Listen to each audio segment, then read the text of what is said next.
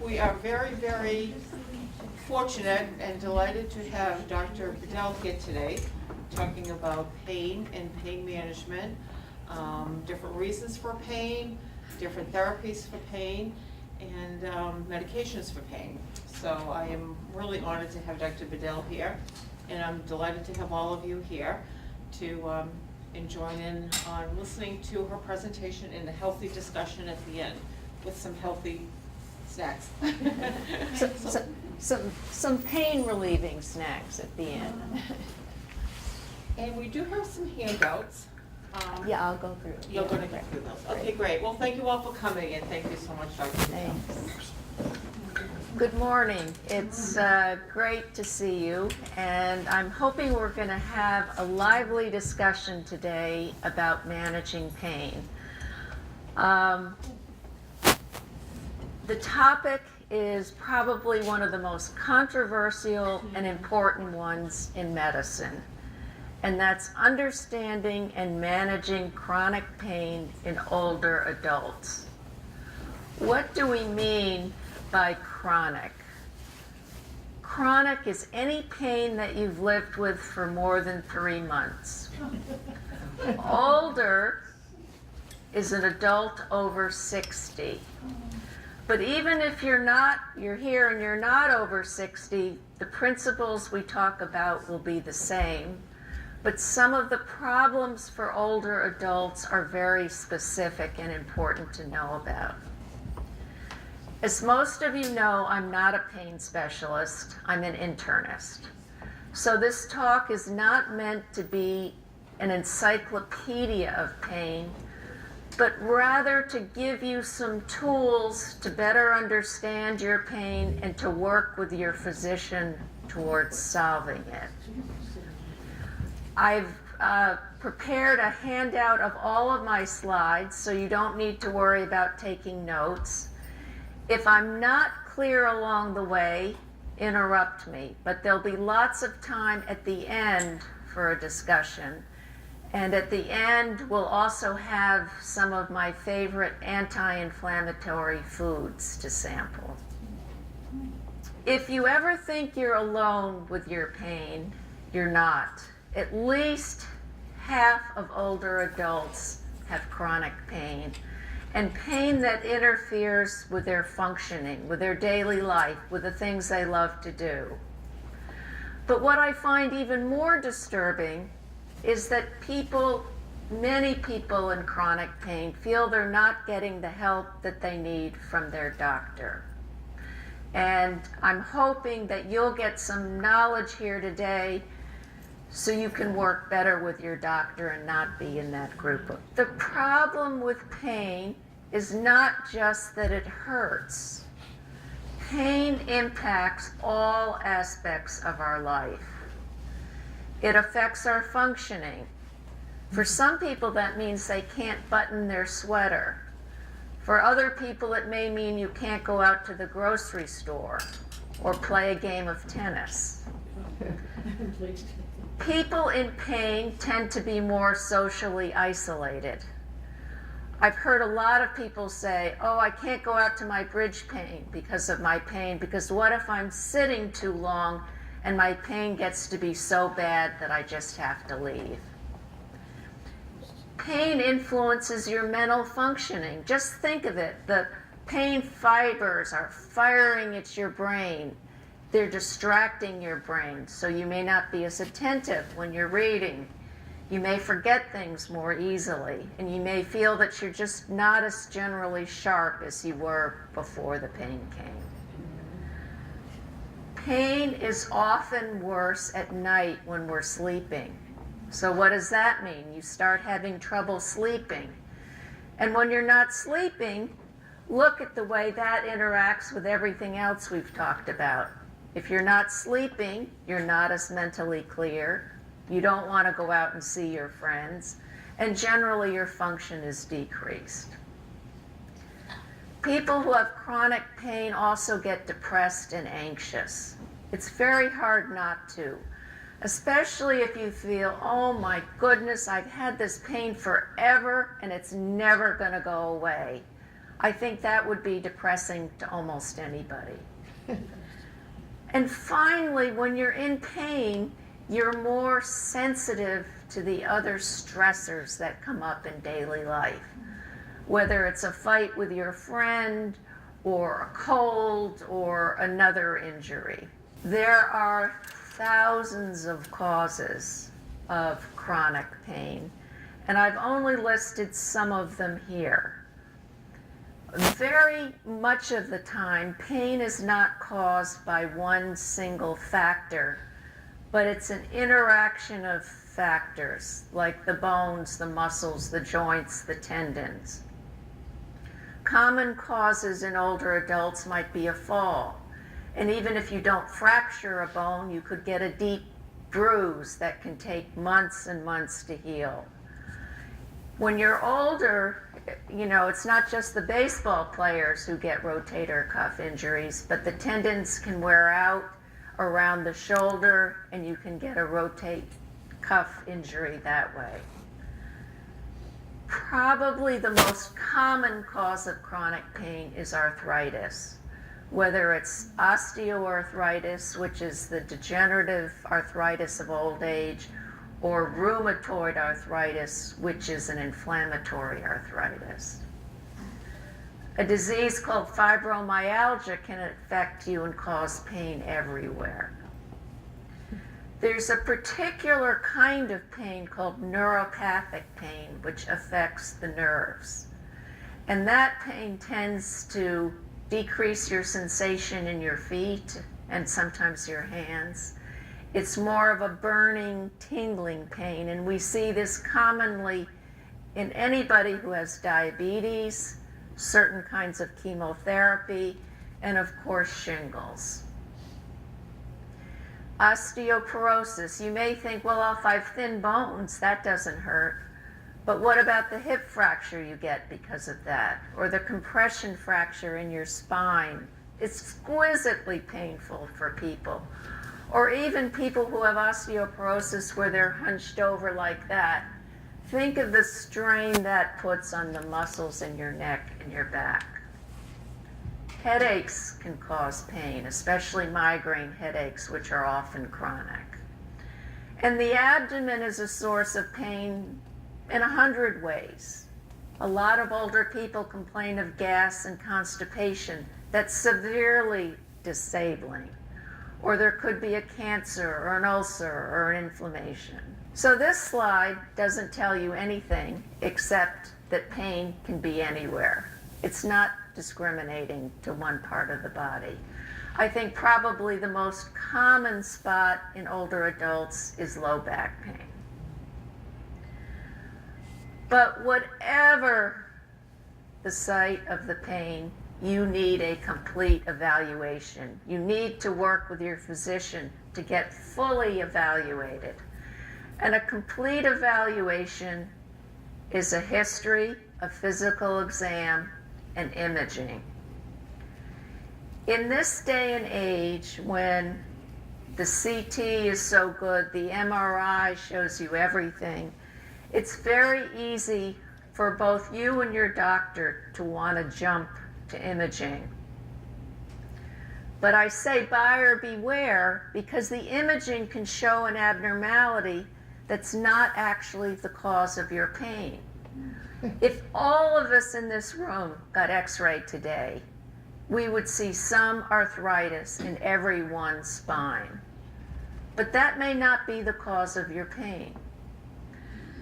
We're going to go through the history in detail, and I'm going to be looking for a volunteer at the back of the room to help with that. The history and the history sheet that I'm giving you is something that you should go through before your doctor's visit, so you can give your doctor as much information as possible. And what about the physical exam? You may say, well, what use is that? But I'm going to give you an example from my earliest days in practice in rural East Texas. I was a young, naive little doctor, and one of my female patients came into the office one day very worried about her husband. Her husband was a 69-year-old gentleman, a farmer, a tough guy, never went to the doctor, probably like most of the men in this room. And so, of course, it was the wife who dragged him in. He'd been seen in the emergency ward the night before with back pain. Oh, you think, oh, maybe he has a disc, maybe he has arthritis, maybe he has facet joint. So anyway, they gave him huge doses of narcotics, filled him up, sent him home with them. But the next day, he still had pain. So by that afternoon, she persuaded him to come in with her to her appointment and see me. So I go through all the usual things, blood pressure, back. I check the spine carefully. I pound on his kidneys. I have him bend over. Nothing. And then I'm going to complete the exam, so I have him lie down. I check his heart. And then I move the gown aside. And what do I see on his abdomen? Purple mottling everywhere. I just about passed out. I was not expecting this. That is a pathognomonic sign of a rupturing abdominal aneurysm. And if you're not treated very quickly, you're going to bleed to death and die. And the reason why you get back pain with that is because the abdominal aorta runs through the back, through the retroperitoneal area, and that's where you feel the pain. But that example alone, if you come to me with pain, you better be sure you're going to get undressed and get a complete examination. And you owe that to your doctor, too, to be sure that that happens. So anybody at the back of the room, I don't want anyone to think that this was fudged. I need a volunteer with back pain to come up and talk to me.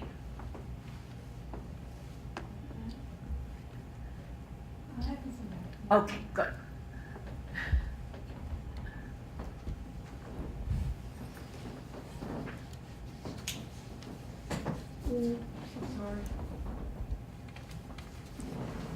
Great.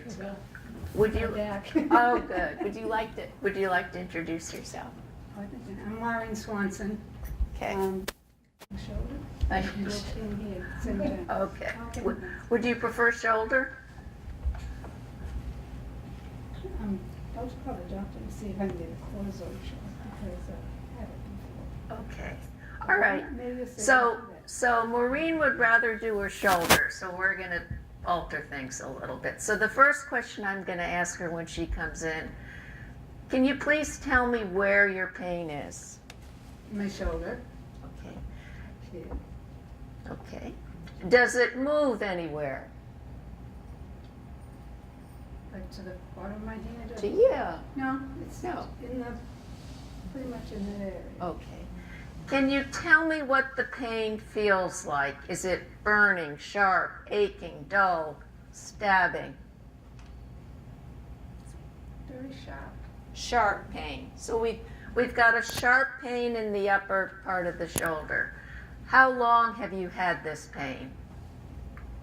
For about 5 weeks. 5 weeks. So a long time. Would you say that there was any one thing that caused it to come on?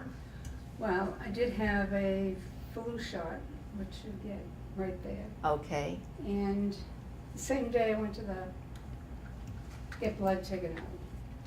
The Okay. doctor to check my blood. And that wasn't so good. That woman didn't know what she was doing. Uh-huh. So I ended up with a great big black and blue spot. And I never have trouble getting blood. Yeah. People like me, they can get the blood without a problem. So there were a couple of things that happened that caused that. I don't know if they caused it, but it was right about that same time. All right, that's actually a good point. I jumped to the conclusion right away that that was causal, and that was a mistake, and Maureen corrected me. So tell me some of the things that you've tried to make it better. Well, I know that when I pick these up a certain way, it hurts. Sometimes it didn't. So I would say, okay, I can do this with this hand. can't do it with this hand, Okay. you know, or I turn my hands just the opposite way, and sometimes it hurts, sometimes it doesn't. Okay. Depending on the position of my hand. Picking things up, reaching for anything with this hand is, Yeah. Have you tried any compresses, creams, or medications? no medicine, sorry. No medicine. Just in the shower, nice warm. The shower, the warm shower. But usually I don't take medicine, Yeah. I think it's gonna go away, but I wanna get it out of here before Christmas. Yeah. Yeah. I wanna enjoy that time of year, Yeah. so I don't know. But my thing was call the doctor today and Good. see if I can get a shot. I don't know if that's what you would say. Yeah. But you're the doctor. Yeah. Well, we'll come back to, thank you. Thank you very much. This was so helpful because Maureen basically went through this sheet that's in your handout called History. And if you have pain, or you know someone who has pain, or you get pain 2 weeks from now, sit down and answer these questions. Because if you've answered these questions in detail and thoughtfully, when you go to see your doctor and you can tell her or him all about this history, it's going to be much more certain that you're going to get a complete evaluation when you go in there. The other interesting thing about talking to Maureen is right away she's thinking she needs a shot. And I'm hoping that by the time you leave here, you're thinking that maybe the shot wouldn't be the first line of therapy. So when you go to the doctor, has anybody ever seen this? It's called a severity of pain scale. Let me tell you something, these are worthless. Totally worthless. And I get so upset when I go to the doctor and they give me one of these, because is my pain level of 4 the same as Maureen's? How do we know? What we care about is how is the pain affecting your individual level of function. So I might say for a pain level of 1 to 3, the pain's there, I notice it, but I'm still doing the things I like to do. But then when we go up to 4 to 7, no, actually, I'm not putting away dishes anymore because it's so painful when I raise my arm, or I'm worried I'm going to drop the dish. And then when we get to 8 to 10, it's so horrible I can't think about anything else but the pain. So laugh at this when you get this the next time at the office. But the one place that it's very useful is for you, for your own record at home. For example, if Maureen took a Tylenol today and she said that, her arm was not good enough to be able to put away the dishes, but then she took the Tylenol and all of a sudden she could reach up, she'd know that her pain had gone for her from about a 6 to a 3 maybe. So it's good for monitoring an individual, but it's not a very good absolute qualifier. Therapy. This is what everybody's been waiting for. And the first thing I would say that's specific to therapy for older adults is most older adults, and I might add many of their doctors, think that pain is normal as we age. It's not normal. And you need to be aggressive about trying to deal with it. Pain is a sign. It's a sign that something's wrong that you need to take care of. And I love this quotation by Dr. Wang. I love his enthusiasm. He says, "The problem of chronic pain calls for an all hands on deck to give patients feasible therapeutic options." So go for it, is basically what he's saying. My perspective, as you're thinking about pain management, an overview, is it often requires multiple approaches. So if you're getting acupuncture, let's say, and that's not working, you may need to add in something else like a Tylenol. It doesn't mean that you give up right away on the acupuncture, but you try to combine things that make sense for your particular problem. And don't feel that if you're needing to do several things that you've somehow failed. That is the norm. The type and severity of pain that you have will determine your initial approach. For, terrible, can't get out of bed, excruciating pain, you might want to jump sooner to a shot or surgery or something in those lines. But lower levels of pain, you're going to want to try safer alternatives. Your own priorities determine the approach. I had an older woman, she was 80, and she came with a consultation about her shoulder, just like Maureen. And she tried physical therapy and massage and acupuncture for about 6 weeks, but she was a tennis player, and a darn good one. And she wanted to get back out on that court, and she couldn't serve. So she would be someone that you would say, it's okay to go talk to the orthopedist relatively early, because that was her life, and she wanted that corrected. As we get older, we all take more medications. And any of these medications has the potential for interacting with a pain medicine. So we're going to come back to that over and over. Avoid alcohol. So people often think in alcohol use in the elderly as self-medication has become a big problem. Alcohol is a relaxer. It relaxes muscles. It relaxes us up here, sometimes a little too much. But it has an adverse interaction with almost all of the pain therapies. And it has its own particular sense of problem with balance and cognition, which may result in falls or other pain syndromes. And finally, and I don't say this to be pessimistic, but sometimes pain relief is not 100%. But I guarantee you that with your knowledge and your working relationship with your primary care doctor, your pain can be improved so that your functioning and your quality of life are dramatically better.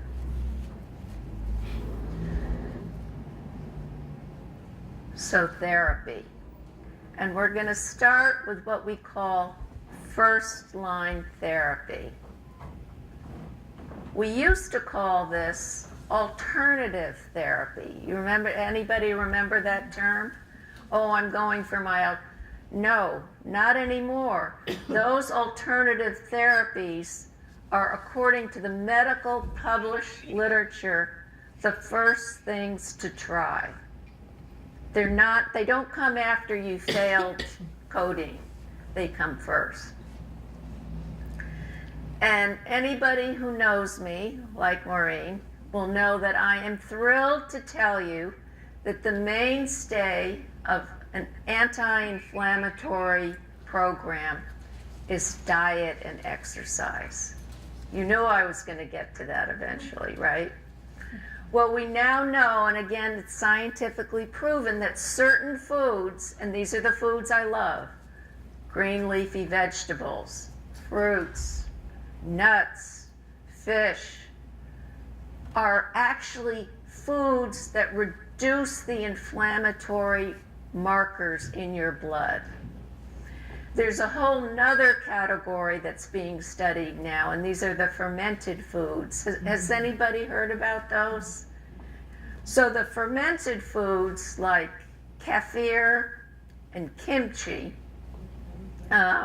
it's a whole new arena, and I don't eat much kimchi, but it's basically a Korean pickled, they're pickled. They are fermented foods, literally.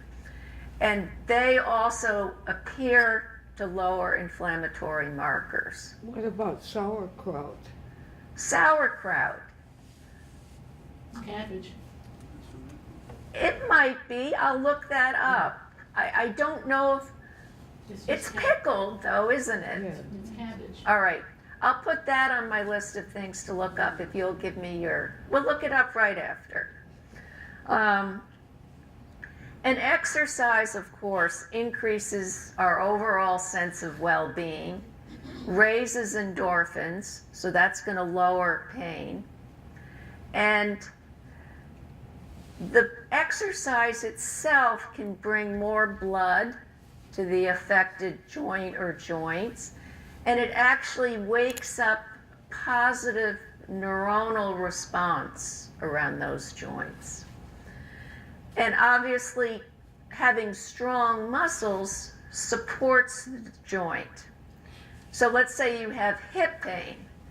If you strengthen all the muscles that support the hip, that hip is going to be under less stress and less painful.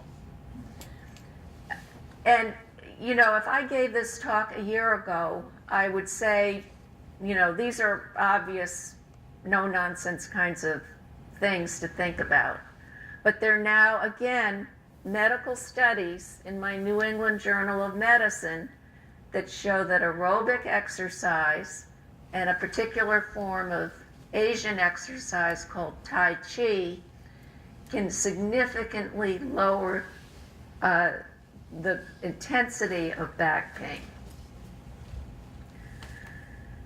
So then we have ice and heat, and you may say, oh, that's just for acute pain. But chronic pain is also punctuated by episodes of acute pain. So let's say you've got hip pain, and you go to the physical therapist, and he works you incredibly hard, and you come home and you're more sore. And anybody had that experience? I know I have, yes. Well, that's a perfect example. Come home and ice it. Because he's irritated all the fibrils around that hip, and the icing will calm it down. Or if you have chronic neck pain and the muscles around your neck tend to get tight, before you go to bed, take a moist heating pad around your neck to relax those muscles. So even though ice and heat is most often used for acute pain, it has a big role for chronic pain. A physical therapist, and that's PT or an occupational therapist, can help with strategies for reducing pain. They can help with stretching and balance.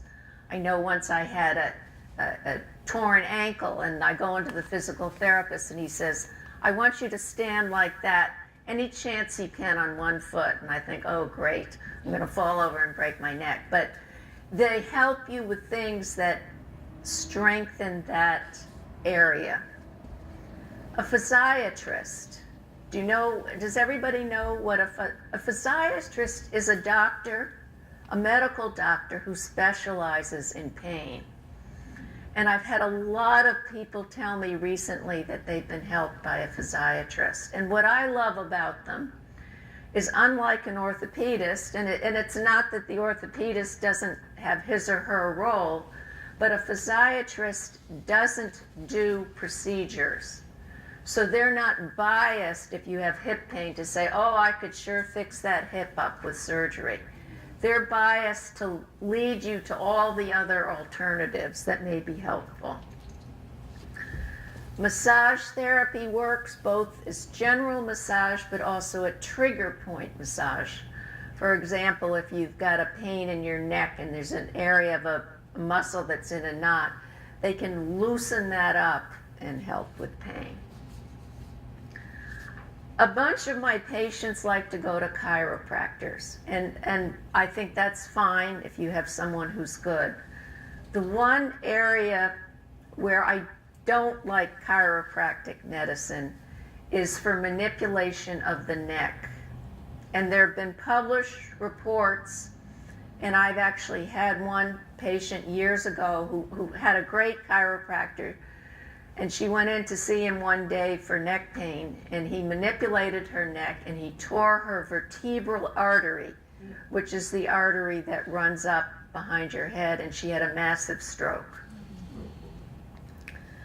Acupuncture, again, the new science shows that it is an anti-inflammatory. And if you have inflammation or pain in a joint, sometimes even with abdominal pain, acupuncture can reduce the inflammation and help. The one form of therapy that has, again, and I'm trying to stick to things that have been shown scientifically to be beneficial. I didn't do this search off of WebMD or Google. Cognitive behavioral therapy.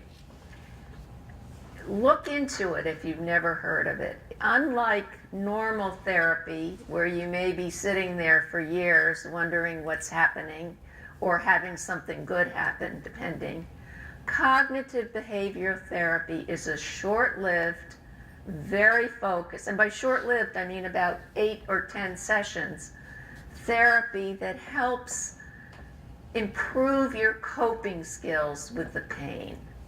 You're going there just to address the pain. And so gradually you're working on changing your thoughts about the pain, which then changes your feelings about it and giving you strategies to work around it. Meditation and relaxation response may help just by training you to do, everybody know that deep abdominal breathing. You fill up your belly and you breathe out and you immediately or almost immediately feel relaxed again. Support groups. And these are not just groups where you can go and have somebody else who understands what you're going through, and there is some benefit to that. But in my practice, we used to have support groups for pain, and what always amazed me was the practical suggestions that patients would have for each other. You know, you may say, oh, I did this and this, and someone else may say, well, no, I did it this way. And then you get this dialogue among people who are all suffering from the same thing. And I can't leave out mechanical things. Good shoes, support shoes, padded shoes, no high heels are not just good for people with plantar fasciitis or bunions. Your shoes support the whole architecture, supports your knee, supports your hip, supports your back. So a solid foundation from your feet is going to affect everything else. So what about medications? We all love medications, right? But before we talk too much in detail about them, we ought to mention the risks for older adults. I said earlier that there's some particular things that are of concern for older adults when they have pain. And the risk of the medication is one of them. All pain medicines are metabolized by the liver and the kidneys. These function less efficiently as we get older. Well, you may say to me, I had my blood work done and all my blood tests came back normal. That doesn't mean that your kidneys aren't functioning less efficiently. If we were to do a more detailed look at your kidney function, it may be actually a little reduced. Older people are also more likely to take lots of medications. And pain medications don't just work in their own arena, but they will have an effect by the pills you're already taking. Let's say you're taking an aspirin to prevent a heart attack, and all of a sudden you get prescribed Motrin for your pain. Those two things together are going to increase your risk of GI bleeding and an impact on the kidneys. And needless to say, our other medical problems influence our pain and our response to medications. So I want to look at medications from the surface, going deeper and deeper and riskier and riskier. And the surface medications, and I went through my own closet, and this is a little embarrassing. There are a lot of things. This is capsaicin. It's a hot pepper cream, which if you have a localized area of pain, can burn the heck out of you and make your pain feel better for a period. How about arthritis hot? A lot of these others are sort of mentholated products, and they'll give you a burning or sensation, but it may in fact relax the muscles. Remember how we talked about pain as a syndrome. It's all these things interacting. So if one of these creams can help one of them, then it's a good thing. I like this one, BioFreeze. You probably have seen this one. Icy hot, Bengay. And the only one that's a little different is this Voltaren gel. And this is an arthritis pill in the form of a cream. And it needs to be applied on a regular basis. But for example, it might help Maureen. And she wouldn't have to take a pill. And is there some risk to it because it's an anti-inflammatory cream? Yes, but not to the extent of a pill. The one warning I'd give you with all of these, and I learned this the hard way, is wash your hands after you apply it. That may sound like it goes without sense, but can you imagine what it feels like to have hot pepper cream on your eye? It's not fun. The other warning would be, people will sometimes think, oh, I've got this great cream and I can make it work even better by putting a heating pad on it. No, that will greatly increase your risk of getting a burn. So with those two caveats, I think the creams can sometimes be helpful. So now we're moving on to pills. Acetaminophen, Tylenol. It's not an anti-inflammatory, you say, so why should I take it? Well, Tylenol actually works on the pain receptors in the brain, and it can be extraordinarily effective if used in the right doses at the right times. The dosing of Tylenol, in the old days when I started practice, you could easily get 750 milligram Tylenol pills. Now you can get them 325 or 500. But know what you're taking and calculate how many you can take safely in a day. Liver toxicity, which I thought if you asked me, what's the greatest cause of liver failure? Well, you think alcohol. In China, you think hepatitis. In this country, Tylenol or acetaminophen is the #1 cause of liver failure. And the reason for that is people take too much. So I've given you a range of a safe dose. The published dose is 4,000 milligrams for someone with normal kidneys and liver. I tend to tell people don't go over 3,500 milligrams. I'm cautious in that respect. I have a question. Yes. For how long? For as long. Let's say you take one pill a day. Yes. For how many days can you take it? And you can take 10 pills a day, or you can take one pill for 10 days. How long can you take it without damage? If you're taking one pill a day for a long time and you've tried to add in some of these other things so you can get off it, and again, I'd need to go through your whole history, so I can't really advise you, But I'd say there are a lot of people who do that and do that very safely. You know, you would certainly want your liver and your kidneys to be monitored. I'd want to know what you're drinking. I'd want to know about your overall health. But there's no reason to think that you couldn't take that for a longer period.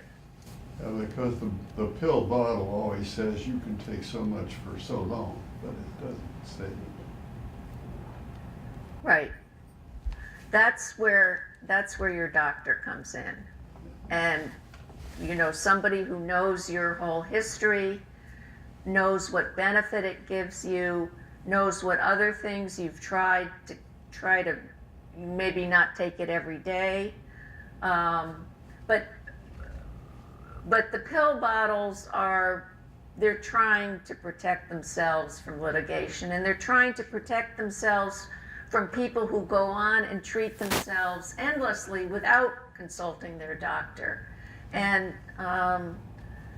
you know, this is obviously my bias, but I think PCPs can be great in terms of helping guide you with that.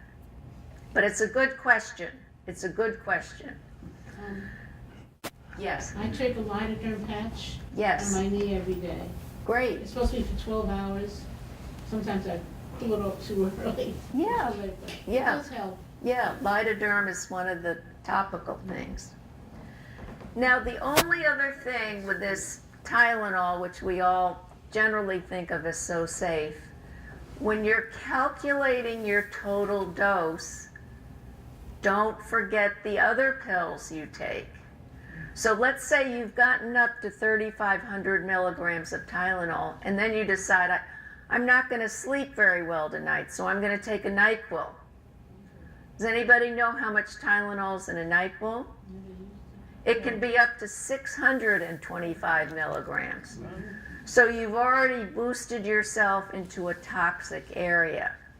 And that's why I keep saying again and again, know your other medicines, know how they interact.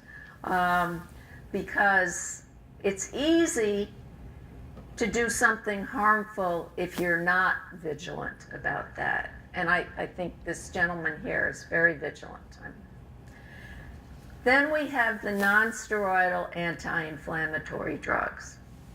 And I've just given you some examples, like Advil, Motrin, Aleve. These drugs come over the counter and as prescription. The over-the-counter medicines are obviously a lower dose, usually around 200 milligrams. But your doctor can give you an ibuprofen prescription of up to 800 milligrams. All of these medicines can be extremely effective. They reduce the cells that cause inflammation. They help with joint pain and joint mobility.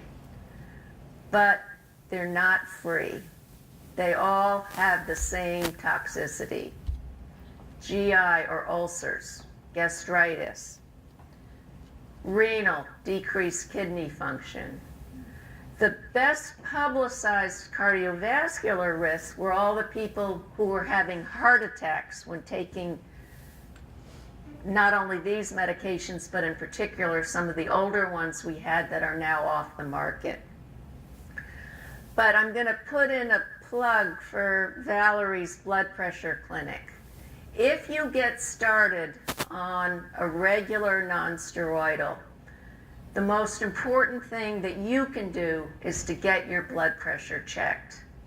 Because even if you're on blood pressure medicines, these pills may make those medicines work less well, and you can get a fairly significant bump in your blood pressure. If that happens, you may decide to increase your blood pressure medicine if you really need the non-steroidal, or to try something else other than the non-steroidal. There are some what we call selective non-steroidals, like Celebrex. There used to be a lot more of these. This is the only one who survived. And the effects on the heart and the kidneys are the same, but it's less likely to cause an ulcer. But whatever non-steroidal you take, eat food with it beforehand, And if you have a problem with ulcers or gastritis, doubly talk to your doctor. And a lot of people, if they're on them for long term, will be put on a stomach medicine like proton pump inhibitor to help protect the stomach. And those do work to a certain extent. We very rarely use steroids like prednisone long-term for chronic pain. There are certain examples like polymyalgia where that's the drug of choice. But in general, we worry, prednisone can be so effective that it's very hard to get people off it. So my motto is don't start it unless you have a very specific reason to do that. And it will also cause ulcers, bone thinning, and diabetes.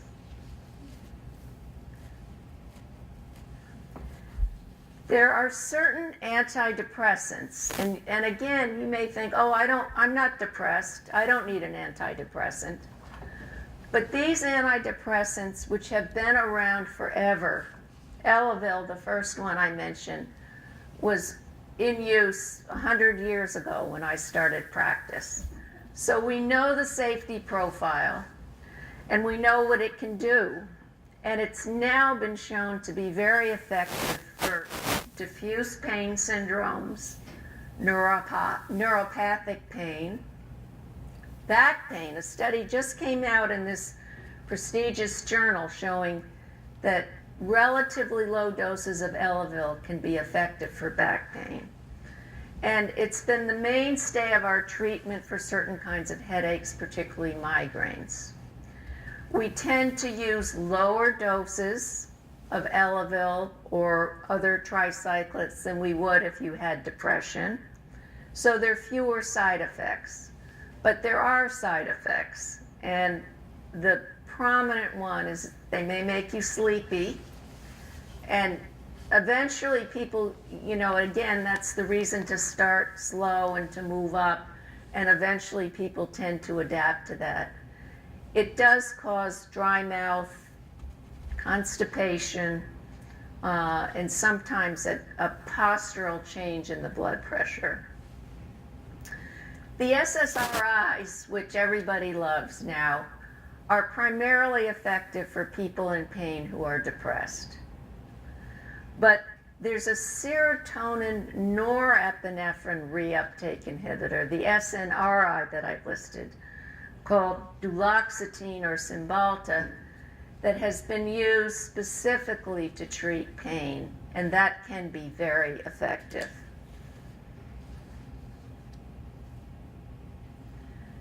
So now we're moving on to another category of medicines, and it's like the antidepressants. You may say to me, I don't have seizures, why are you putting me on a seizure medicine? Well, these medicines, like the tricyclic antidepressants, have been around forever. We know particularly the gabapentin or Neurontin. We know that they're very effective, especially for neuropathic pain, and even back pain now. And their main side effect is, again, sedation or making you sleepy, but there are ways to get around that. In general, we don't use muscle relaxants for chronic pain. But just as the example I gave you about going to the physical therapist and you had an acute episode, you can get an acute muscle spasm, and I see it mostly people in their back or their neck that needs a little extra something for a day or two, and muscle relaxants are a helpful short-term adjunct. The only one I put on here for you to be aware of is Soma, and we used to use a lot of that, but it's the muscle relaxant highest correlated with overdoses and deaths. So I no longer use that, even though it's still on the market. All right. Pot is legal now. Yeah. This is the hot new topic. And between yesterday and today, my slide on this would be changed. Every day I get a series of medical news updates. The American College of Physicians, the Mass Medical Society, the New England Journal, Physicians Watch. And there is not a day that's gone by in the last year when there isn't some little flash about what's new in marijuana or opioids. So there's marijuana, which, as everybody knows, is now legal in this state. And there's CBD, which is the cannabinoid that's extracted from the marijuana plant without the THC. And the THC in marijuana is what gives you the high. CBD is not going to do that. And again, I mean, it's so interesting. This New England Journal, which is such a stuffy magazine, 2 weeks ago had two physicians arguing, one in favor of use of marijuana and CBD and the other against it. So it's extremely controversial. A lot of people in this state, 14% to be exact, are using it. There are some studies that have shown that CBD has an analgesic potency similar to low-dose codeine. It's being used clinically for people who want to reduce their opioid use. It can decrease the anxiety that comes along with pain.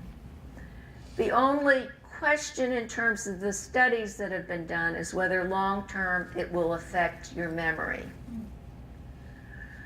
But the bulletin I got on my phone this morning from the CDC said, until we get a further control on the quality of CBD, I don't know if you've looked for CBD anywhere.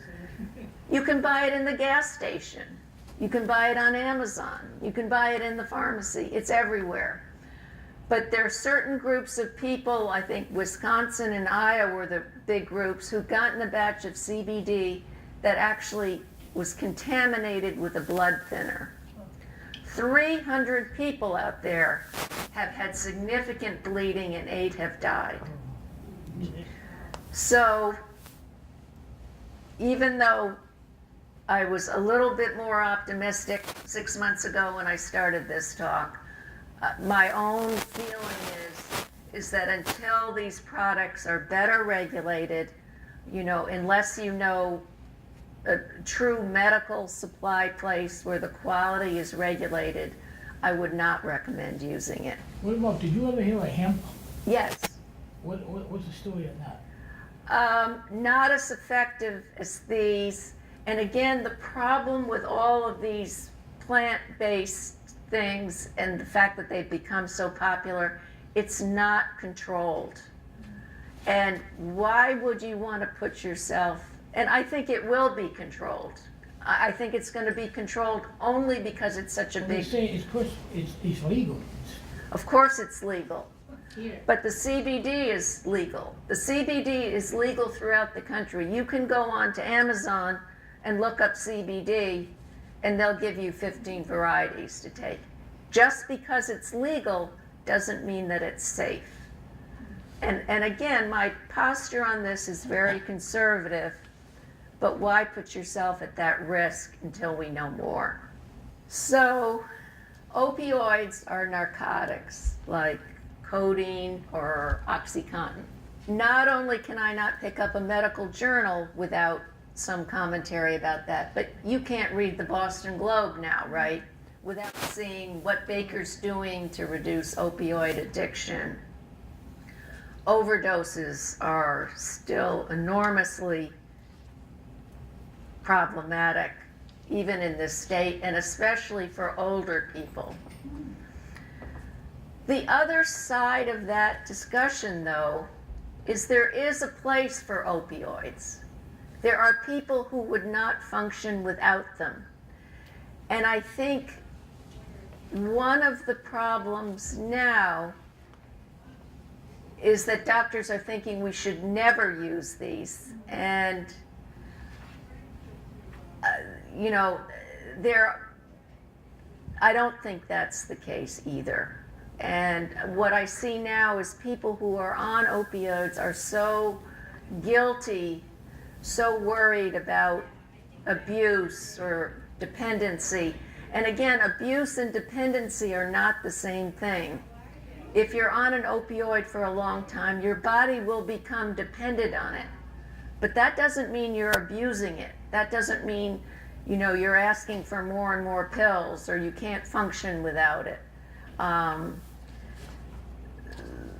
I'm not going to provide an answer to that dilemma, only to point out that it exists. So what's the state in terms of abuse in Massachusetts? Almost 5% of residents in Massachusetts abuse opioids. In the first 6 months of this year, there were 5 deaths a day in this state from opioid overdose. You think, oh, I'm old, I'm exempt from this. Not at all the case. It's getting worse for those of us over 60. From the 3 years from 2014 to 2017, the elderly admitted for substance abuse grew by 27%. And these are people admitted. It doesn't mean that people who are at home kind of struggling on their own with this. You should always use caution with opioids with anything else that affects the clarity of the brain, whether that's alcohol, antihistamines, and sedatives. There's one opioid that's a particular problem, and again, for the time being, if possible, I would try to avoid this, and that's fentanyl.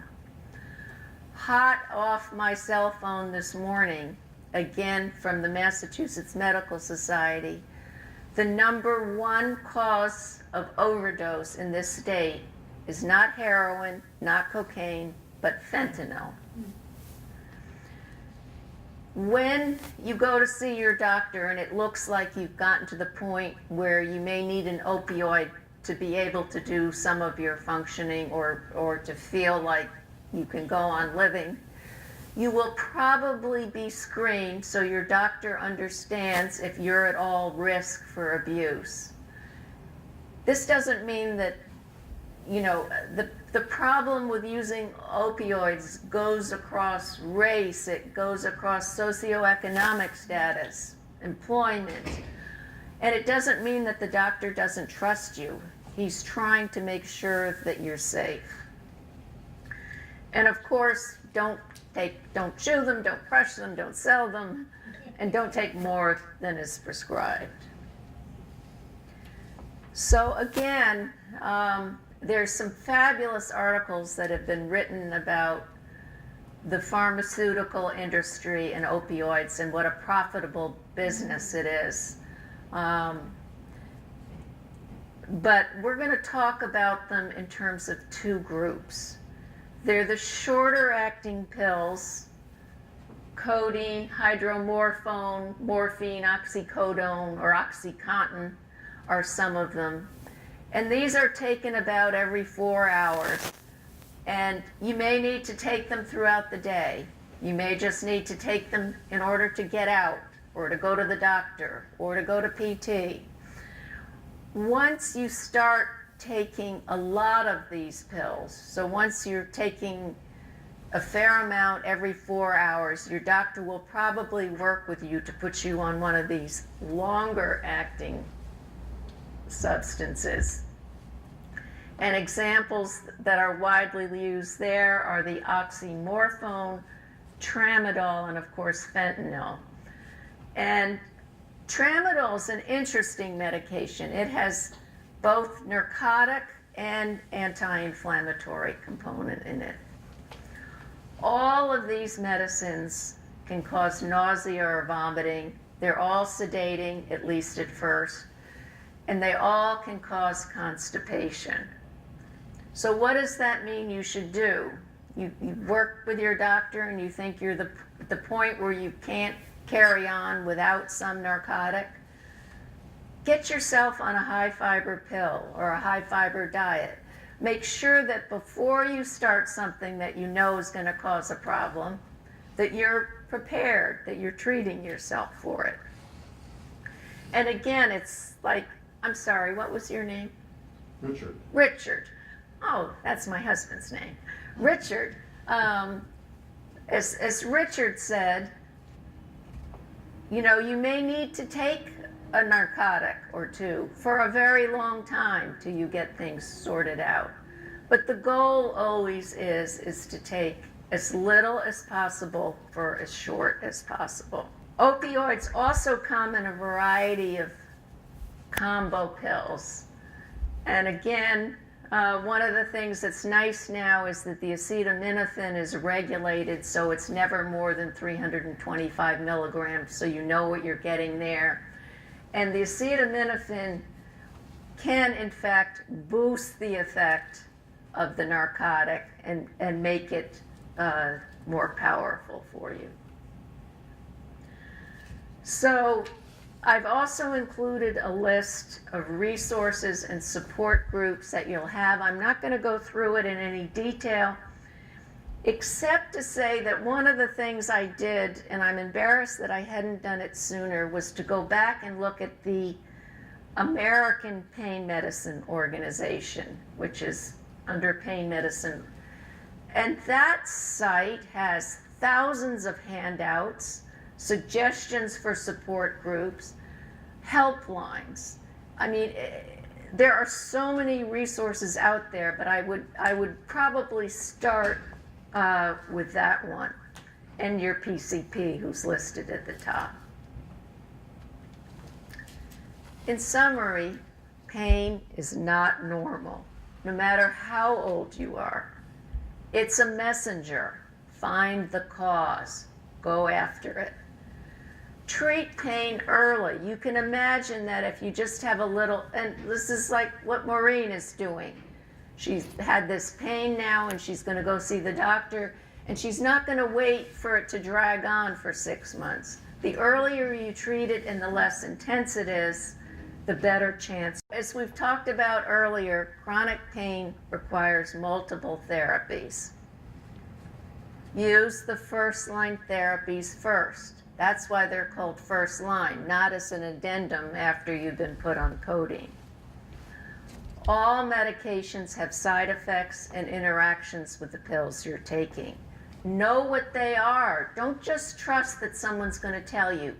They may not, and I see this over and over. Again, the example I gave earlier of constipation. If that pill's going to constipate you, get on top of that before you get on the pill.